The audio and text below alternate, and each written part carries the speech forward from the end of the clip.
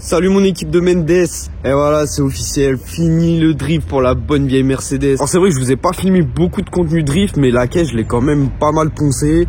Et j'arrête, du coup je pars sur une version 2.0 de la Merco.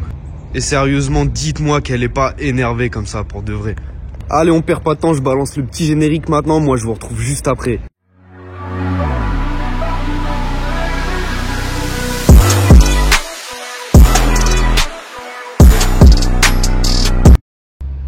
Donc première chose qu'on voit, c'est que j'ai globalement changé les jantes. Le setup, je le trouve incroyable comme ça. Le fil, je le trouve vraiment ouf. Alors là, j'ai tourné les roues, mais croyez-moi, ça fit vraiment de bâtard. Perso, j'adore la gueule qu'elle a.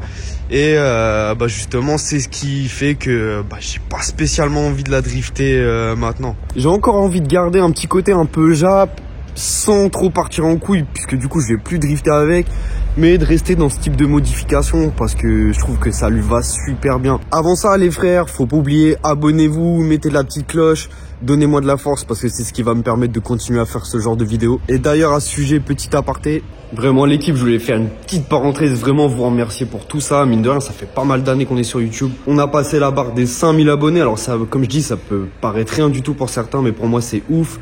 Je m'étais parié d'avoir les 5000 abonnés avant la fin de l'année. C'est chose faite, c'est grâce à vous.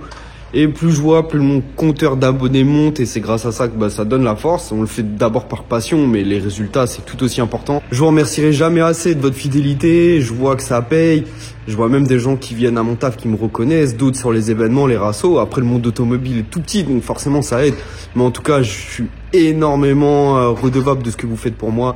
Je vous laisse sur la vidéo et je vous remercie encore pour les 5000 abonnés les gars. Donc ouais, franchement, merci à vous les gars, vous avez d'être ça, on est plus de 5000. Alors c'est vrai que par rapport à d'autres gros youtubeurs, ça paraît rien du tout. Moi, je trouve ça vraiment ouf et je vous remercie du fond du cœur pour tout ça. Donc retour sur ma petite CLK, pourquoi plus de drift? Tout simplement parce que en Pologne, on a beaucoup qui driftent avec ça, mais moi en fait, j'y arrive pas. Enfin, la caisse, je la trouve cool à drifter, il y a pas de problème. Déjà, premier point, c'est que drifter un daily, ça marche pas des masses. Donc c'est quand même une voiture que je roule au quotidien, chiant. Du coup, je préfère pas tarter ma caisse et me retrouver en galère. Du coup, je vais vraiment m'en servir en tant que daily, ce que je fais déjà maintenant depuis 2 ans. Et plus de drift du coup. Honnêtement déjà c'est une galère pour trouver des pièces perf. Donc on est quasiment cotonné à rester avec un châssis qui est pas ouf. Et je vais pas vous mentir, j'ai cassé plusieurs ponts. Donc j'en ai un tout petit peu marre d'avoir changé le pont tous les 3-4 matins. Et je m'étais dit taper un petit projet stance low cost en fait sur la Merco, ça peut être pas mal du tout. Je vous rappelle, c'est une voiture que j'ai eu pas cher. Pour le moment j'ai fait quelques petites modifs pareilles qui n'ont pas coûté très cher. Donc j'ai envie de rester dans cette lignée-là, continuer à faire un petit projet stance plus propre que ce qu'elle est là maintenant, lui donner un peu d'amour parce qu'elle le mérite. Le but, c'est clairement pas de faire un show-car ni un véhicule concours, mais c'est d'avoir un petit projet cool clé en main. Justement, on va faire un petit truc, c'est qu'en commentaire, dites-moi quel budget vous voulez que j'ai maximum pour la CLK et je vais me cantonner à ce budget-là et essayer de sortir quelque chose de valable dans ce budget. Déjà, on va faire un petit récap de à combien on en est en termes d'argent là-dessus. Donc moi la caisse je l'ai acheté il y a 2 ans, je l'ai payé 1007. J'ai commencé avec mon petit logo doré AliExpress, ça m'a coûté littéralement 15 balles. J'ai repeint la calandre vraiment à la zeub, on le voit c'est dégueulasse, mais de loin quand on regarde comme ça, waouh c'est jadid, 20 balles. J'ai mon petit support de plaque japonais, je l'ai payé 40 € en Allemagne et on m'a offert la peinture, donc on est à 40 balles là-dessus. À l'intérieur, vous vous souvenez, j'avais fait le ciel de toit, d'ailleurs ça repart en couille, j'avais mis le ciel de toit étoilé. Que je n'utilise plus puisque petit problème, mais ça m'avait coûté garniture avec toute la fourniture, avec toutes les fournitures, la colle, tout ça, allez grosso modo 300 balles. Ma petite ligne tuning faite par Gitan Motorsport, coût 0 €, là on est bon. Pareil, mon petit coffre flip-flop made by Gitan Motorsport avec mes belles charnières de porte Leroy Merlin, allez, Brico Dépôt 10 balles. Et là où j'ai craqué mon slip, c'est sur les nouvelles jantes. Donc là on est sur des répliques de TE37. Toujours mon fournisseur officiel pour les jantes de la Mercedes, ça bouge pas. Là sur ça, alors merci encore à mes responsables, merci David, merci Van. Jantes et pneus, 520 balles avec les cales. Cales AliExpress derrière qui m'ont coûté 120 balles, donc au total 640. Jantes, pneus. Donc là en termes de prix, franchement banger, hein, intestable. On a les étriers de fin que j'ai fait repeindre également, ça va coûter juste une bombe de peinture, je l'ai fait à Willart. Ben pareil, on est sur 27 € la bombe, allez on arrondit à 30, on est ouf. Dans le calcul, je vais pas compter toutes les LED AliExpress, j'avoue on s'en bat un petit peu les couilles. Il y a encore 2-3 autres modifs style lama US que j'avais acheté, que j'ai pas comptabilisé parce qu'elle est pas montée sur la voiture, elle est pas peinte encore. Donc ça c'est pas quelque chose que je compte là-dedans pour le moment. Donc là pour le moment, calcul fait, on est à 2755 € véhicule compris, alors je compte pas dedans les frais de réparation. Pour moi ça fait pas partie d'un projet tuning. J'ai vraiment compté que ce qui fait partie des modifications, pas du tout de réparation. Et en plus de ça, ça changera pas des masses la totalité, puisque c'est pas une voiture qui m'a fait énormément de galères, j'avoue, même avec le drift. C'est une voiture vraiment, je suis très content et c'est pour ça que je veux la garder en daily parce qu'elle est extrêmement fiable.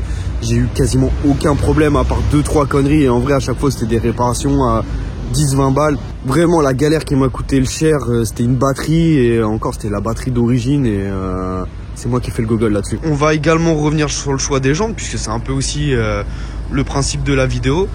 Je suis parti sur des EMR marque turque répliquées de jantes TE37. Je vous avoue que je suis bien content du résultat parce que pour des répliques elles se rapprochent vraiment bien des TE37. Même en termes de qualité je les trouve 10 fois mieux que des JR, j'ai pas honte de le dire et j'ai pas peur de le dire. La différence notable par rapport aux anciennes répliques rotiformes que j'avais, c'est que sur les pneus je suis passé sur un montage beaucoup plus agressif parce qu'en termes de spec on est quasiment sur les mêmes. J'étais sur les rotiformes en 8,5 ET35 et 9,5 ET38. Là je reste en 8,5 ET35 et je suis en 9,5 ET40, donc il y a 2 mm d'écart. La grosse diff se fait sur les pneus puisque j'étais en 215-40 sur l'ancien 7 et 235-40. Là, je suis passé en 205-35-18 à l'avant et 225-35-18 à l'arrière. Comme je vous ai expliqué, la voiture elle est sous cale, donc cale de 20 à l'avant, cale de 40 à l'arrière, ce qui donne ce fit là exactement. Je vous avoue, depuis que les nouvelles jantes sont en place, la voiture est pas beaucoup plus propre qu'avant, la carrosserie elle est toujours dégueulasse. Mais les gens se retournent, j'ai des compliments, alors qu'avant tout le monde s'en battait les couilles de cette voiture, il y avait zéro retour. Et là maintenant les gens se penchent dessus, la prennent en photo, donc c'est plutôt cool. Et c'est une des choses qui m'a fait dire autant lui donner de l'amour. En plus de ça, je vais pas vous mentir, j'ai fait un petit devis pour la remettre d'équerre niveau carrosserie. Donc je me suis dit pourquoi pas partir là-dessus. Donc c'est pour ça que j'ai besoin de vous. Dites-moi en commentaire quel budget vous voulez que je vise. En vrai je voulais partir sur peut-être 10 000, mais 10 000 ça fait beaucoup. En vrai c'est pas un projet low cost parce qu'à 10 000 on peut déjà s'acheter un projet clé en main qui est déjà très bien abouti et très bien fait. Je m'étais dit pourquoi pas penser à un budget de 5-6 000 € max. À 5-6 000 € ça reste accessible pour la plupart des gens.